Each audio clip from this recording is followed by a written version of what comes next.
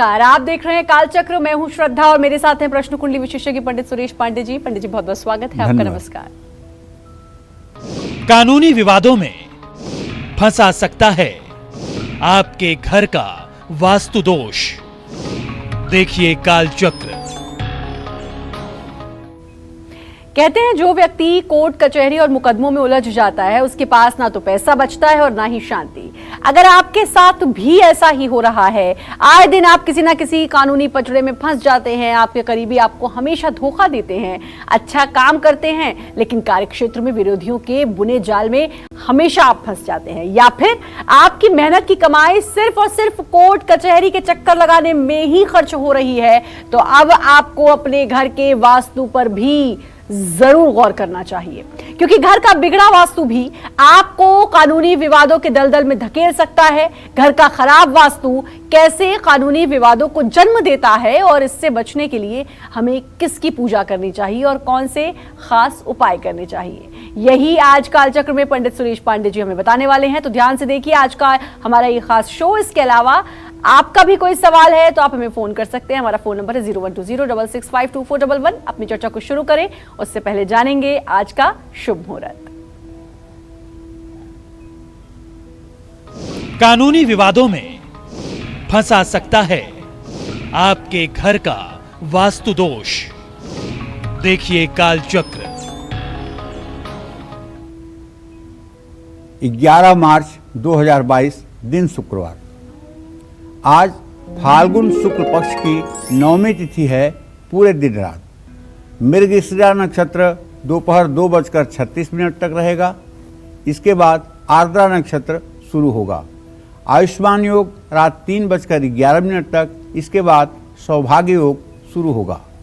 आज रवि योग है और आज के कुछ अशुभ मुहूर्त भी हैं, जैसे राहु काल सुबह 10:30 बजे से दोपहर 12 बजे तक, गुलिक काल सुबह 9:33 तक, यमगंड काल दोपहर 3:29 से 4:58 तक रहने वाला है। इन अशुभ समयों में किसी भी प्रकार के नए कार्य का शुभारंभ नहीं करना चाहिए। जय मां विंध्यवासिनी। तो चलिए अब बात करेंगे कि कानूनी विवाद और वास्तु का, हमारे घर के वास्तु का क्या संबंध है, और ये जानने की कोशिश करेंगे कि कानूनी विवाद और हमारे घर के खराब वास्तु में कितना गहरा नाता है। घर में किस तरह का वास्तु दोष हमें और हमारे परिवार को कानूनी मामलों में फंसा सकता है। ये बात कितनी सच है पंडित जी, आप बताइए। देखो, कानूनी विवाद का मतलब होता है कि कचहरी का जाना आना। कचहरी का शाब्दिक अर्थ होता है, कच माने होता है बाल हिंदी में, हरी माने जहाँ हरण हो जाए, आदमी के बाल जहाँ झड़ जाएं वहीं कचहरी होता है। तो कचहरी का मतलब है कि जहाँ बाल गिर जाएं वो कचहरी है, अर्थात इतनी विपत्ति आए कि आदमी के बाल गायब हो जाएं। तो ठीक बात नहीं मानी जाती है। न्यायालय का चक्कर लगाना अच्छी बात नहीं मानी जाती है। और ये बात फिर से एक बार आज कह रहा हूँ, आज का कार्यक्रम वास्तु दोष पर है। वास्तु क्या है? प्रकृति के अनुकूल व्यवस्था वास्तु है। प्रकृति के अनुकूल व्यवस्था वास्तु है और प्रकृति के विपरीत व्यवस्था वास्तु दोष कहलाती है। ठीक है? तो अगर किसी घर में वास्तु दोष है तो ना सिर्फ कानूनी मामले परेशान करते हैं, बल्कि विरोधियों और शत्रुओं के कारण कष्ट भी झेलना पड़ता है। जिस घर का मुख्य द्वार आग्नेय कोण अर्थात साउथ ईस्ट के डायरेक्शन में हो, दक्षिण पूर्व की तरफ हो, उसका मालिक हमेशा विवाद या सरकारी मामलों में उलझा रहता है। घर के मालिक का बेडरूम अगर साउथ ईस्ट में हो, दक्षिण पूर्व दिशा में हो, तो कमाया हुआ धन कोर्ट कचहरी में खर्च हो जाता है। ऐसे में मकान मालिक को हमेशा घर के साउथ वेस्ट डायरेक्शन में, दक्षिण पश्चिम के कोने में, नैऋत्य कोण में अपना शयन कक्ष बनाना चाहिए। जिस मकान का पूर्वी भाग बाकी दिशाओं के तुलना में ऊंचा हो तो परिवार के कानूनी मामलों में काफी पैसे बर्बाद होते हैं। घर का मुख्य द्वार उत्तर पश्चिम कोण में हो तो बार बार कोर्ट कचहरी के चक्कर लगते हैं, क्योंकि ये रुदन कोण है। अगर वायव्य कोण में किसी का दरवाजा है तो इसका मतलब रुदन कोण है। ऐसे घर में प्रवेश करेंगे तब भी रोते हुए, घर से बाहर निकलेंगे तब भी रोते हुए। सरकारी विभागों में भी ऐसे लोगों को मुश्किलों का सामना करना पड़ता है, और यदि वास्तु के अनुकूल आपकी व्यवस्था है तो इन सारी परेशानियों से आपको मुक्ति मिलेगी। क्या है वास्तु के अनुकूल व्यवस्था, इस पर चर्चा हमारी आगे जारी रहेगी।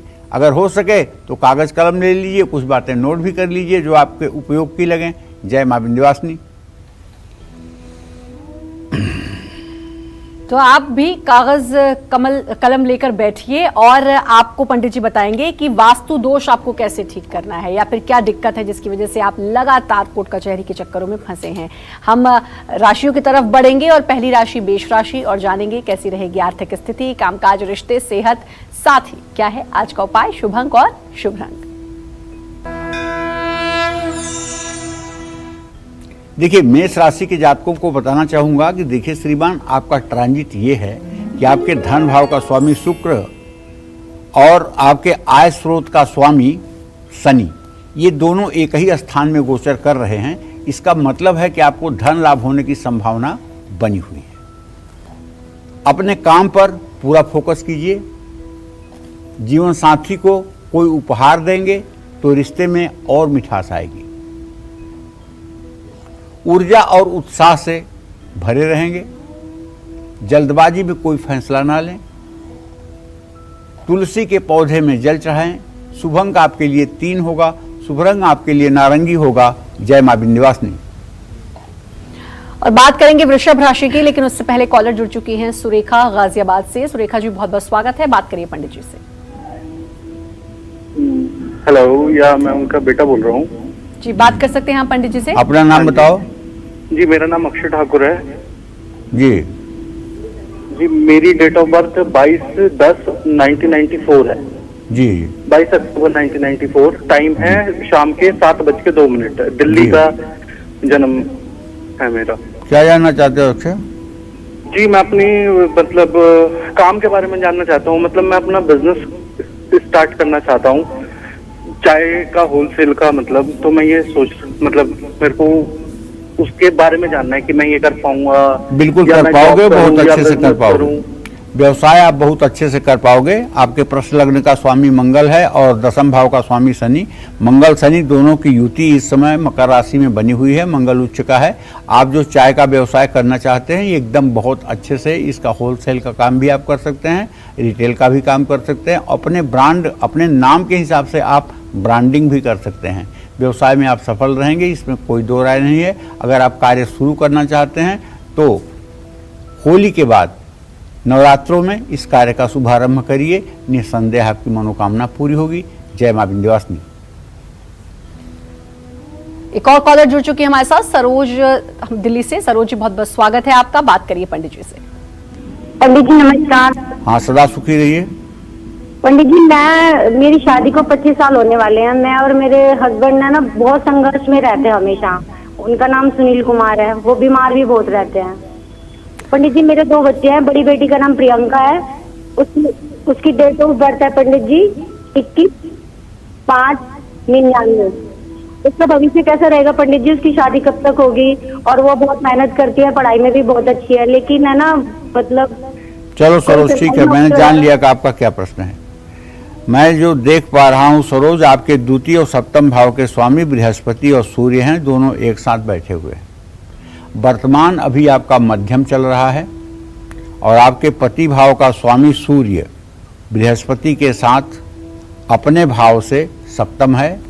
आपके पति के शरीर में दर्द और जोड़ों में दर्द, पेट की शिकायत प्रायः बनी रहती है। इनको चाहिए कि पीपल के पेड़ के नीचे शनिवार को सरसों के तेल का दिया जला के हनुमान चालीसा का पाठ करें। इससे इनकी सेहत में छोटी सी दवाई भी फायदेमंद हो जाएगी।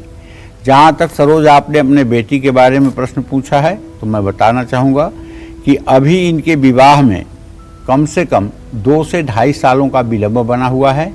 करियर पर अगर फोकस करें तो इन्हें नौकरी मिल सकती है, लेकिन सरकारी क्षेत्र में नहीं, प्राइवेट सेक्टर में बहुत अच्छा काम इनको मिल सकता है।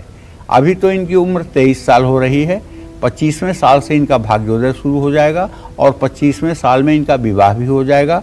आप अपने बेटी से कहिए कि ये सोमवार का व्रत किया करें और शिव मंदिर में जाकर के जल, दूध, बेलपत्र शिवलिंग पर चढ़ाया करें और घी का दिया जलाया करें। इससे इनका भाग्य और प्रखर होकर के सामने आएगा। जय मां विंध्यवासिनी।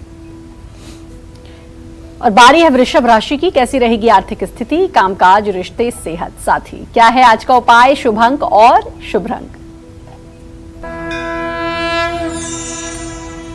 देखिए, आप वृषभ राशि के जातकों से ये कहना चाहता हूं कि आपके राशि में राहु इस समय एकदम अपनी आखिरी डिग्री में है और आपके धन भाव में इस समय चंद्रमा आज गोचर कर रहा है।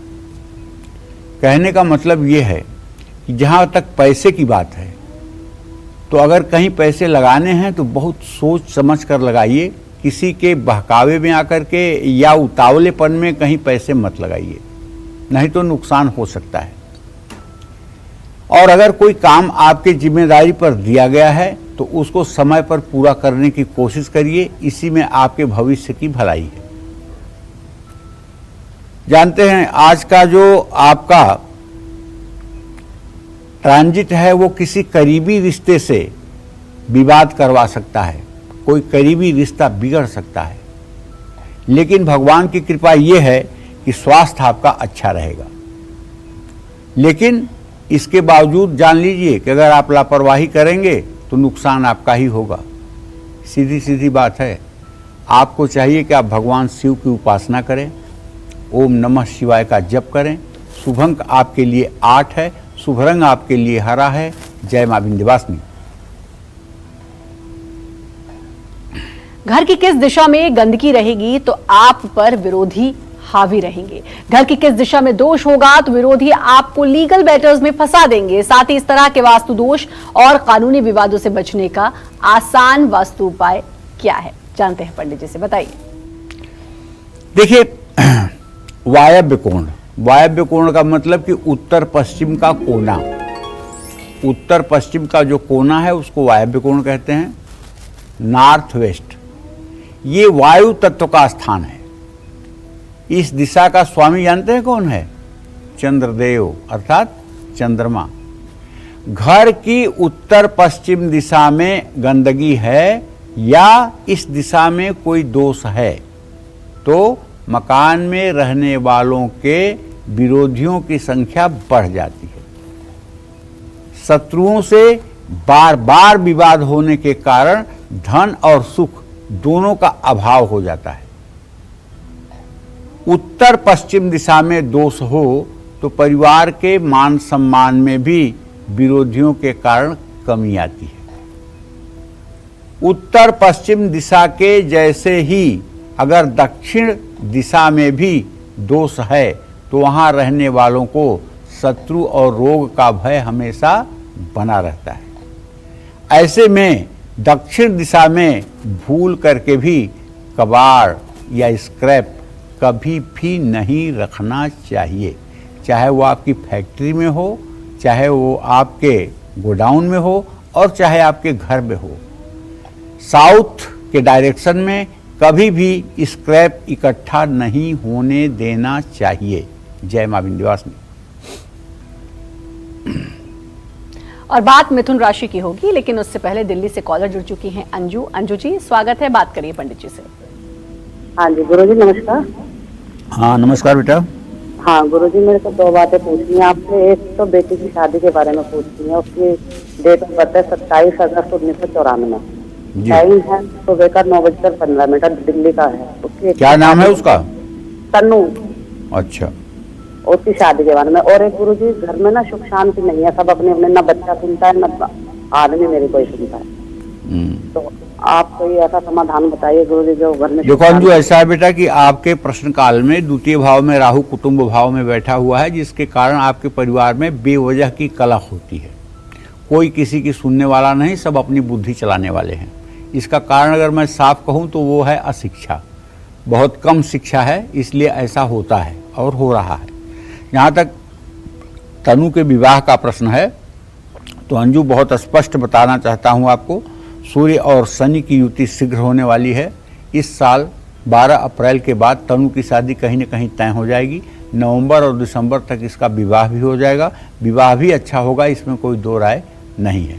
लेकिन घर का माहौल ठीक रहे, इसके लिए आपको चाहिए कि एक बंद मुंह वाला शेर पर सवार दुर्गा जी का चित्र मिल जाए आपको, तो उसे फोटो या चित्र मिल जाए, उसे ले आकर अपने घर में शुक्रवार को स्थापित करिए और उसके सामने रोज सुबह शाम घी का दिया जला करके दुर्गा चालीसा और विंध्येश्वरी चालीसा का पाठ करिए। और हर रविवार को पानी में थोड़ी सी हल्दी डालकर और दूर्वा लेकर के अपने घर में उसका छिड़काव कर दिया करिए। बहुत निगेटिविटी है आपके घर में अंजू, अगर घर की निगेटिविटी दूर करोगी तो अपने आप सब कुछ ठीक हो जाएगा। जय मां विंध्यवासिनी। और बात मिथुन राशि की, कैसा रहेगा आज का पूरा दिन, आइए जानते हैं।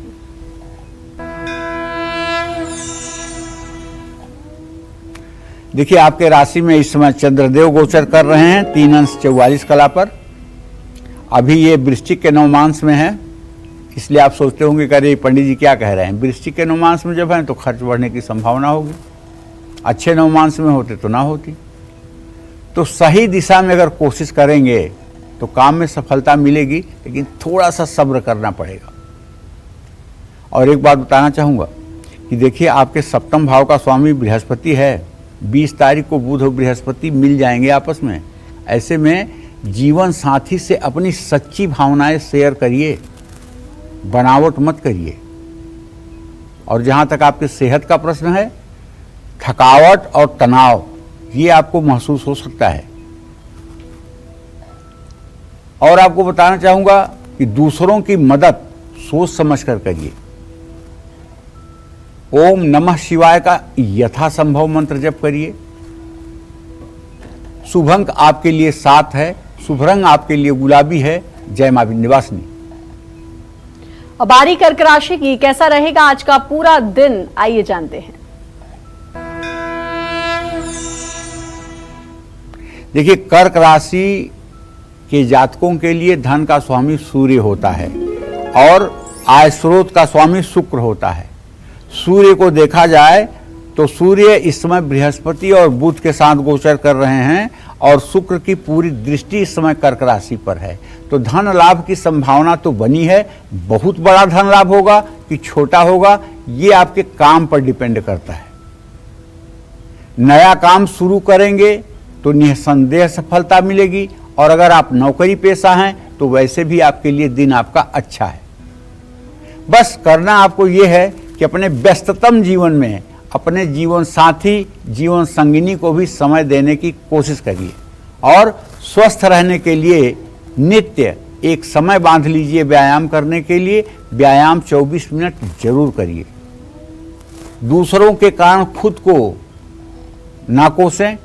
हनुमान चालीसा का पाठ करें। शुभ अंक आपके लिए 9, शुभ रंग आपके लिए लाल। जय मां विंध्यवासिनी। कभी छोटी सी बात से पड़ोसियों से आपका झगड़ा हुआ और आप कानूनी मामलों में फंस गए। कभी सड़क चलते आपको किसी से मामूली बहस हुई और अब वो आपको कोर्ट तक ले गई, या फिर बिना किसी कारण आपको जेल का मुंह देखना पड़ा।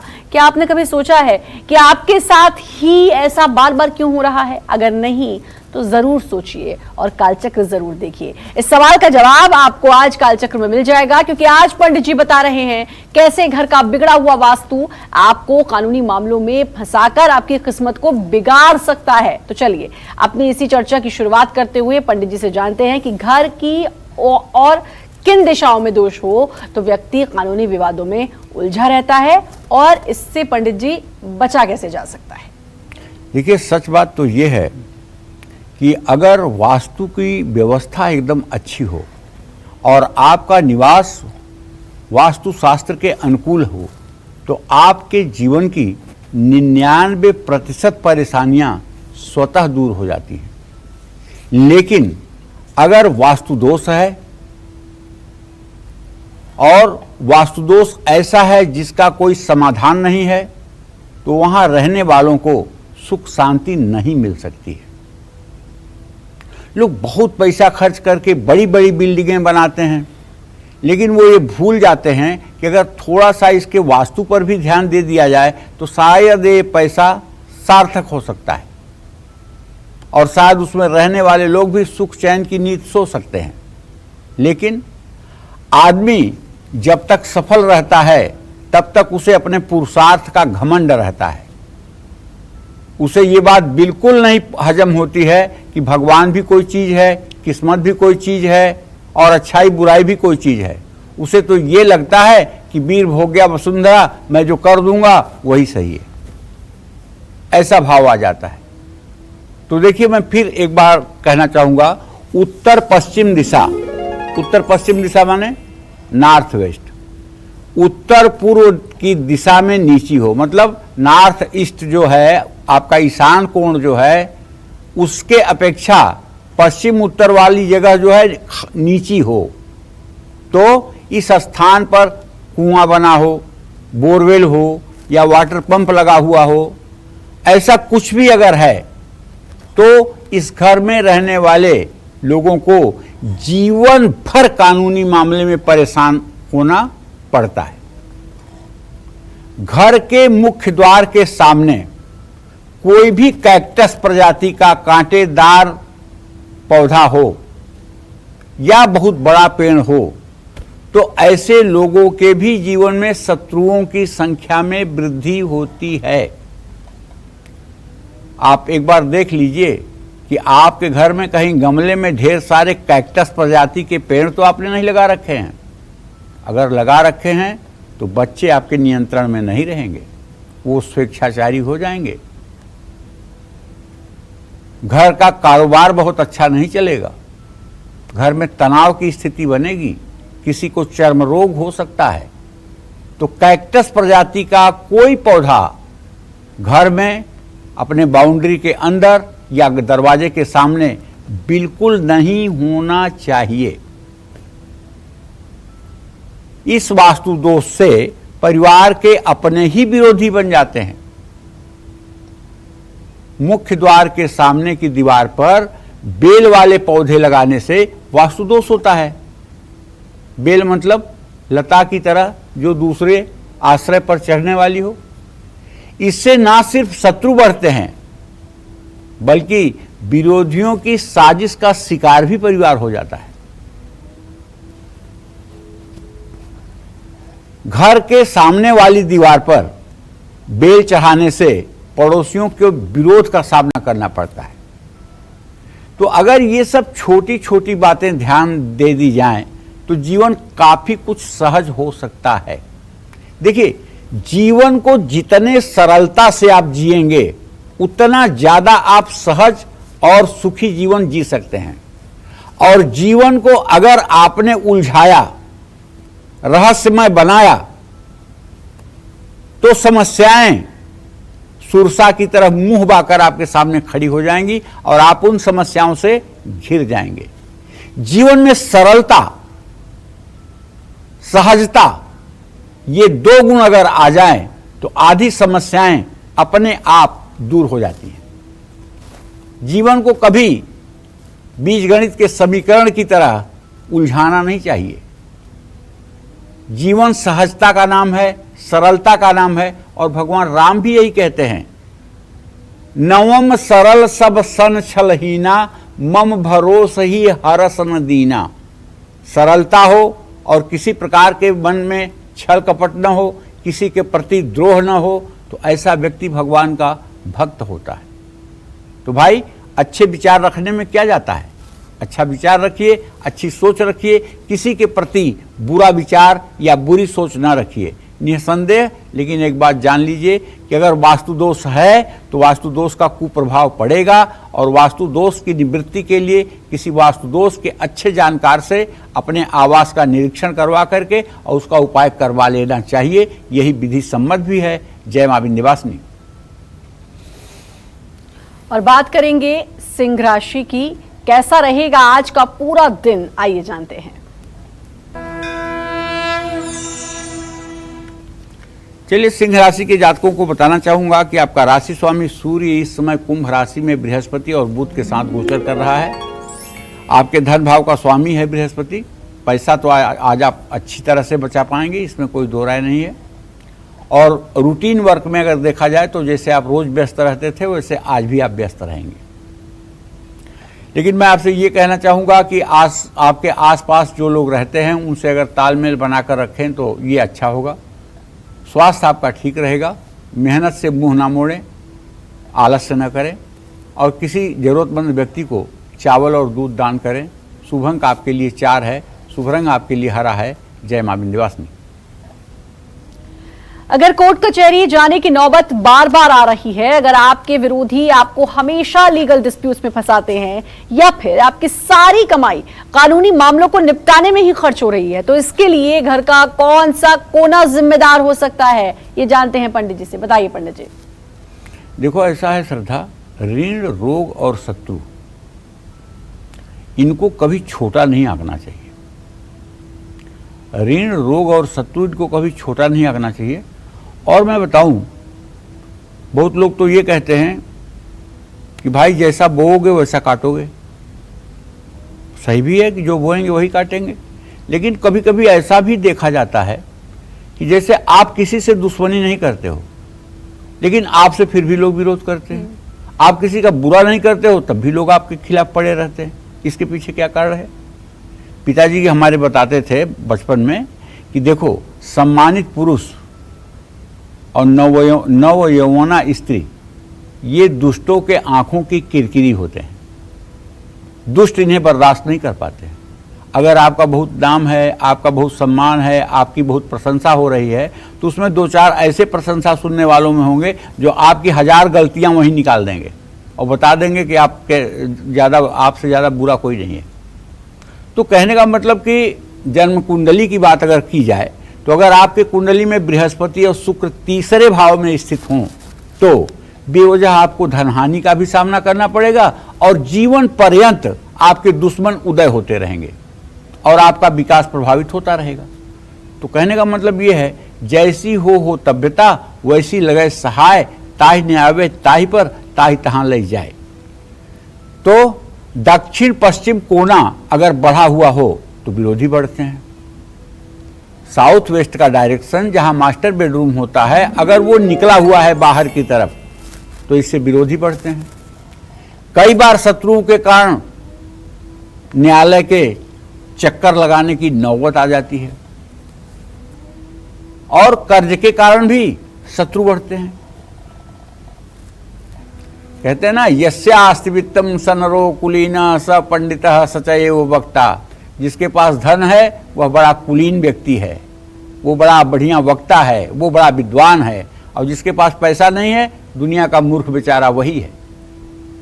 तो मैं कहना ये चाहता हूं कि उत्तर पूरब के कोने में, जिसको हम कहते हैं ज्योतिष की भाषा में ईशान कोण अर्थात देवकोण, यहाँ अगर आप अलमारी रख देंगे, यहाँ अगर आप शौचालय बना देंगे, यहाँ अगर आप कूड़ा या गंदगी रखेंगे, यहाँ आप डस्टबिन रखेंगे, तो साक्षात लक्ष्मी माता भी आकर के आपके घर में आपका भला नहीं कर सकती।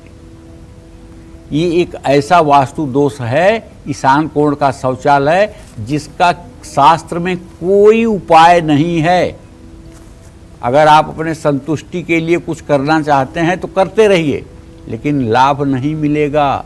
देवस्थान में शौचालय होना, उत्तर पूर्व के कोने में टॉयलेट होना, ये मनुष्य के जिंदगी को बर्बाद कर देता है। सरकारी मामलों में उलझने बढ़ जाती हैं और कानूनी मामले रोज के रोज बढ़ते हैं। और इसी तरह से मकान का दक्षिण पश्चिम का कोना जो है वो हमेशा भारी रहना चाहिए। उस कमरे में अलमारी होनी चाहिए, उस कमरे में वजनी चीज होना चाहिए, उस घर में घर के मुखिया को सोना चाहिए।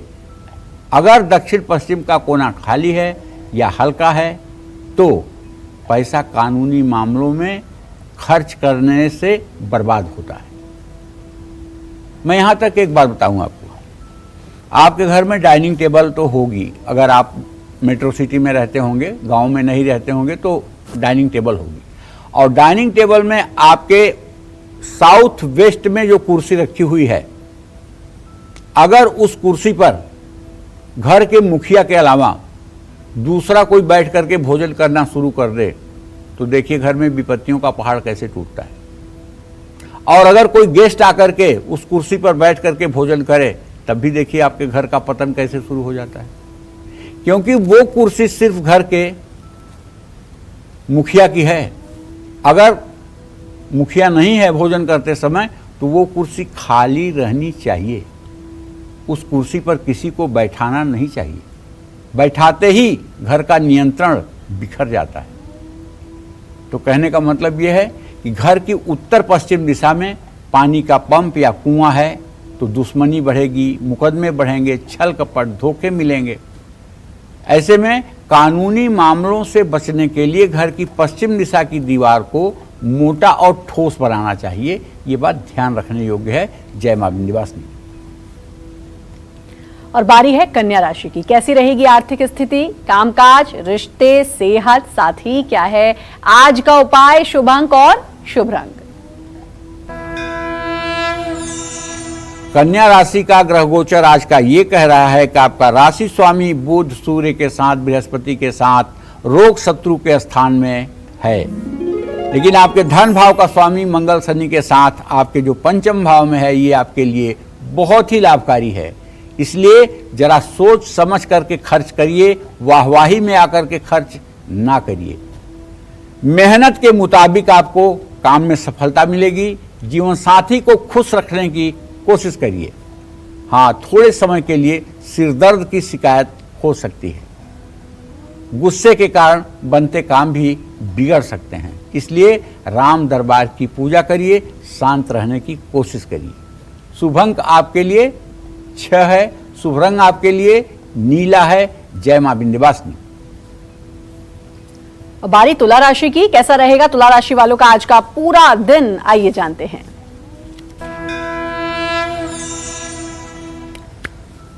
तुला राशि से चतुर्थ भाव में मंगल, शुक्र, शनि 3 ग्रहों की स्थिति है और चंद्रमा है भाग्य स्थान में। व्यय भाव का स्वामी बुध अपने भाव से छठा आठवां है। मतलब बेवजह के खर्च बढ़ने की संभावना है, जिसको आप टॉलरेट नहीं कर पाएंगे, जिसे आप मना नहीं कर पाएंगे। अपने काम खुद पूरा करने की कोशिश करिए। रिश्तों में ज़्यादा भावुक होने से बचिए। गले में इन्फेक्शन की समस्या हो सकती है, इसलिए ठंडी चीज़ों को ना सेवन करें। दुविधा में कोई बड़ा फैसला नहीं लेना चाहिए। माता पिता को कोई उपहार दे सकते हैं, उनका आशीर्वाद ले सकते हैं। शुभ अंक आपके लिए 5 है। शुभ रंग आपके लिए सफेद है। जय मां विंध्यवासिनी। अगर आप कानूनी विवादों में उलझे हैं और शत्रुओं से परेशान हैं, तो आपको किसकी पूजा करनी चाहिए, बताइए पंडित जी।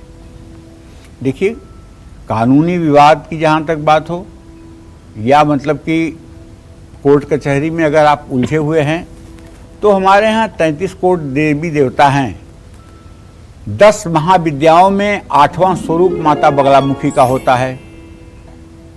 मध्य सुधाब्धि मणिमंडप रत्न वेद्याम सिंहासनो परिगताम परिपीत वर्णाम पीतांबराभरण माल्य विभूषितांगी देवी नमामि घृतमुद्गर्भैर्जिह्वाम जिह्वाग्रमादाय करेण देवी वामेन शत्रुन परिपीडयन्तीम गदाभिघातेन च दक्षिणेन पीतांबराढ्या द्विभुजाम नमामि।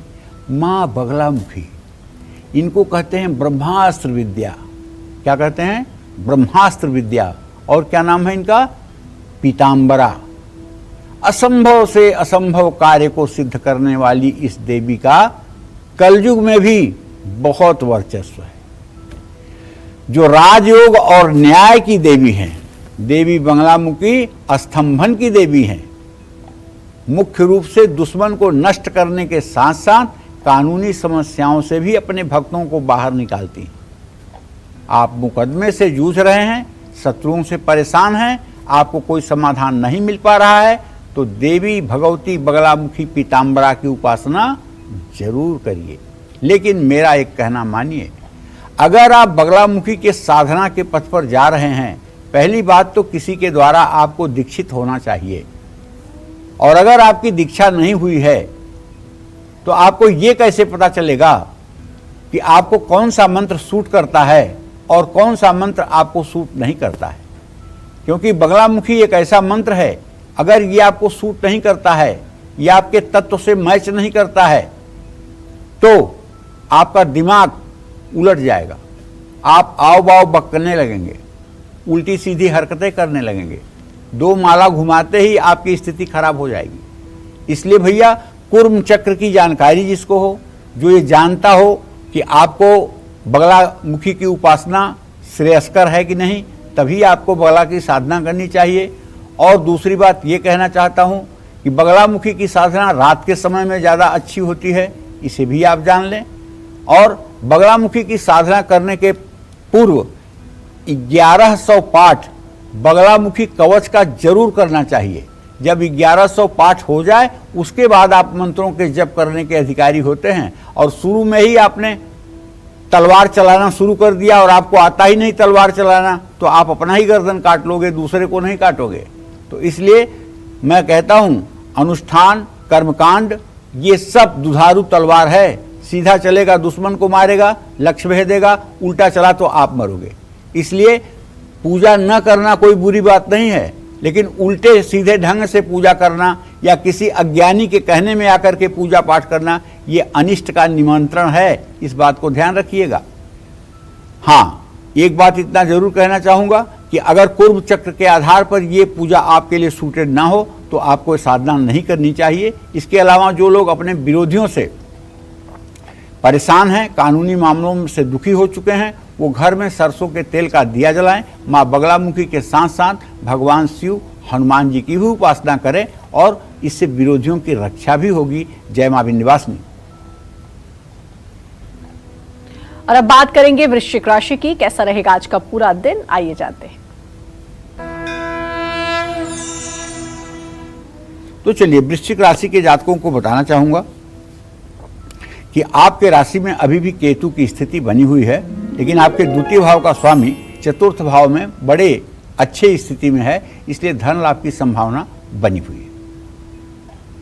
नया काम पार्टनरशिप में शुरू कर सकते हैं। जीवन साथी के प्रति आपको वफादार रहना चाहिए। स्वास्थ्य अच्छा रहेगा। नकारात्मकता से दूर रहने की कोशिश करें। गाय को रोटी पर गुड़ रखकर खिलाएं। शुभ अंक आपके लिए 3 होगा। शुभ रंग आपके लिए जामुनी होगा। जय मां विंध्यवासिनी। चलिए अब बात करेंगे धनु राशि की। क्या कहता है धनु राशि का राशिफल, कैसा रहेगा इनका आज का पूरा दिन, आइए जानते हैं। अगर आपकी धनु राशि है तो आप जान लीजिए कि आपके धन के स्थान में इस समय मंगल शुक्र स्वगृही शनि के साथ हैं और आपके पराक्रम के स्थान में सूर्य बुध बृहस्पति की स्थिति बनी हुई है। इसका संकेत ये है कि आमदनी आपकी सामान्य रहेगी रोज की तरह, लेकिन काम से जुड़े नए अवसर आपको मिल सकते हैं। परिवार को समय देने की आपको कोशिश करना चाहिए और स्वास्थ्य का साथ रहेगा, अर्थात स्वास्थ्य आपका अच्छा रहेगा। बस घर और कार्य क्षेत्र में तालमेल बना करके रखें। भगवान श्री हरि विष्णु की पूजा उपासना करें। शुभ अंक आपके लिए 1 है। शुभ रंग आपके लिए भूरा है। जय मां विंध्यवासिनी। बात मकर राशि की करेंगे और जानेंगे कि आज इनका भाग्य कितना मजबूत है।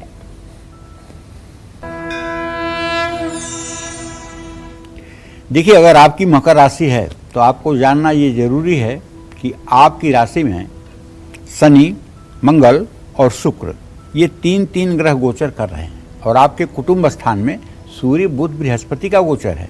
आपके संतान भाव में राहु का गोचर है और आपके शत्रु स्थान में चंद्रमा है। तो मेरे भाई, इसका अर्थ ये हुआ कि आप अपने परिवार के और अपने भविष्य के लिए सोच समझ करके कहीं पैसा लगाइए। अगर आप नौकरी करते हैं तो आपको कुछ अतिरिक्त जिम्मेदारी मिल सकती है।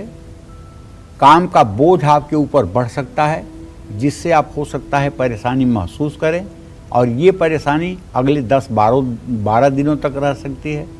किसी करीबी से रिश्ते भी बिगड़ सकते हैं। स्वास्थ्य लेकिन ठीक रहेगा। बस सोच सकारात्मक रखिए, निगेटिविटी से बचिए। भगवान श्री कृष्ण को खीर का भोग लगाइए। शुभ अंक आपके लिए 5 होगा, शुभ रंग आपके लिए सफेद होगा। जय मां विंध्यवासिनी।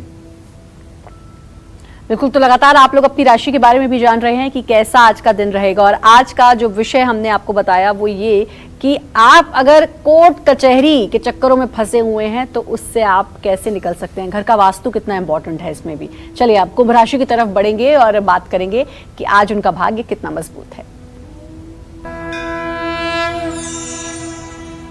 देखिए, अगर आपकी कुंभ राशि है ना, तो आपके राशि में एक तरफ तो सूर्य, बृहस्पति, बुध बैठे हुए हैं, वहीं व्यय के स्थान में मंगल, शुक्र और शनि स्वगृही होकर बैठा है। तो एक तरफ से आएगा पैसा, इसमें तो कोई दो राय नहीं, लेकिन उसी स्पीड से दूसरी ओर जाएगा भी। और यदि आप सर्विस करते हैं तो थोड़ा सा आपके नौकरी में एक चुनौती आपके सामने आने की संभावना है, उसे आपको फेस करना होगा।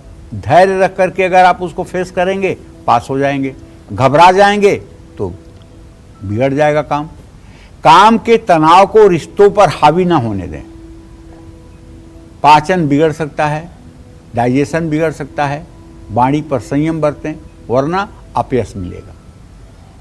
आपके लिए उपाय ये है, माँ दुर्गा की विधिवत पूजा उपासना करिए। शुभ अंक आपके लिए 8 है, शुभ रंग आपके लिए आसमानी है। जय मां विंध्यवासिनी। और कॉलर जुड़ चुकी है हमारे साथ प्रभा दिल्ली से। प्रभा जी, बहुत बहुत स्वागत है, आप बात कर सकती हैं पंडित जी से। प्रभा जी स्वागत है, बात करिए पंडित जी से।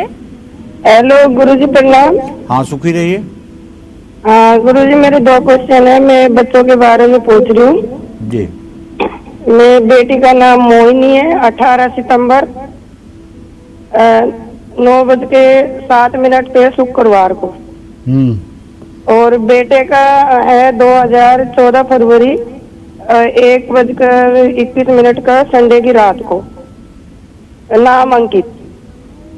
गुरुजी, इनका भविष्य कैसे रहेगा और गवर्नमेंट जॉब के बारे में बताइए। चलिए प्रभा जी, मैं बता रहा हूँ, आपके बेटी का भविष्य बहुत अच्छा रहेगा और ये टीचर बनेगी, अध्यापिका बनेगी। इसका इसी क्षेत्र में अच्छा भविष्य हमको दिखाई दे रहा है। जहाँ तक बेटे के बारे में आपने पूछा है, तो अभी तो मतलब कि उम्र उसकी क्या है, अभी तो कोई उम्र नहीं है, लेकिन इसे आगे चल कर के BBA MBA की पढ़ाई करवाइएगा। व्यावसायिक शिक्षा की इसको तालीम अगर दी जाएगी तो इसका बेहतर जीवन रहेगा, इसका भविष्य भी अच्छा होगा। जय मां विंध्यवासिनी। चलिए अब अपने स्पेशल सेगमेंट की शुरुआत करते हैं। अगर आपको शनि की दशा में बहुत कष्ट मिल रहा है, आपकी बीमारी ठीक होने का नाम भी नहीं ले रही है, या फिर आपको नया मकान खरीदने या बनाने में बहुत दिक्कतों का सामना करना पड़ रहा है, तो ऐसे में आपको एक सिक्के से जुड़ा कौन सा उपाय करना चाहिए, आइए जानते हैं। बताइए पंडित जी। देखिए, नया मकान खरीदने या बनाने में अगर आपको काफ़ी दिक्कतों का सामना करना पड़ रहा है, तो मंगलवार को भगवान गणेश को लाल फूलों की माला पहनाएं। एक तांबे का सिक्का भगवान गणेश के श्री चरणों में समर्पित करें। पूजा के बाद लाल कपड़ों में तांबे का सिक्का लपेटकर अपने पास रखें। ऐसा 3 मंगलवार करें। कोई असाध्य रोग हो जाए, दवाइयाँ काम ना करें, तो पीड़ित व्यक्ति के सिरहाने रात को एक तांबे का सिक्का रखें और सुबह उसे किसी पवित्र नदी में प्रवाहित कर दें। और हो सके तो तांबे का सिक्का 7 बार वार करके उस व्यक्ति के ऊपर अगर किसी पवित्र नदी में विसर्जित कर दिया जाए तो निसंदेह रोग तत्काल ठीक होने शुरू हो जाते हैं। शनि की दशा में कष्ट मिल रहा है तो हर शनिवार को एक स्टील के कटोरे में सरसों का तेल भरकर उसमें 1 रुपये का सिक्का डालकर अपना चेहरा देखें और उसे किसी तेल लेने वाले, जो लोग तेल दान में लेने आते हैं, उनको आप दान कर सकते हैं या फिर शनि मंदिर में दान कर सकते हैं। इससे भी दोष दूर होता है। जय मां विंध्यवासिनी। और चलिए अब बात करते हैं मीन राशि वालों की, जानते हैं आज उनका भाग्य कितना मजबूत है। देखिए, मीन राशि का ट्रांजिट ये है कि आपके धन भाव का स्वामी शुक्र मंगल और शनि के साथ अपने भाव को स्नेहा दृष्टि से देख रहा है, तो निश्चित रूप से आज आप पैसे की बचत कर पाएंगे। लेकिन भाई, अगर आपकी मीन राशि है तो आपके दसम भाव का स्वामी बृहस्पति व्यय भाव में है। व्यवसाय में थोड़ा सा नुकसान भी हो सकता है। दोस्तों के साथ समय बिताने का मौका मिलेगा, लेकिन मानसिक रूप से तनाव आपको बढ़ सकता है। इसलिए सोच समझ कर कोई फैसला लीजिए। जल्दबाजी और उतावलेपन में कोई डिसीजन ना लीजिए। घर में तुलसी का पौधा अगर ना हो तो तुलसी का पौधा लगा लीजिए। शुभ अंक आपके लिए 6 है। शुभ रंग आपके लिए पीला है। जय मां विंध्यवासिनी। बहुत अच्छी जानकारी पंडित जी आपने दी, और इतना अच्छा विषय आज का था कि अगर कोर्ट कचहरी में आप फंसे हुए हैं तो घर के वास्तु पर भी गौर करें, और शनि देव से के प्रकोप से बचने के लिए क्या उपाय करें। आपने अपना समय दिया, उसके लिए आपका बहुत बहुत धन्यवाद। और उम्मीद करते हैं आज का शो भी आपको बहुत पसंद आया होगा। कल फिर एक नए विषय और आपकी परेशानियों को दूर करने के लिए ढेरों उपाय लेकर आएंगे हम पंडित सुरेश पांडे जी के साथ। तब तक कालचक्र की पूरी टीम को दीजिए इजाजत, लेकिन देश दुनिया की तमाम खबरों के लिए लगातार बने रहिए न्यूज़ 24 के साथ। नमस्कार।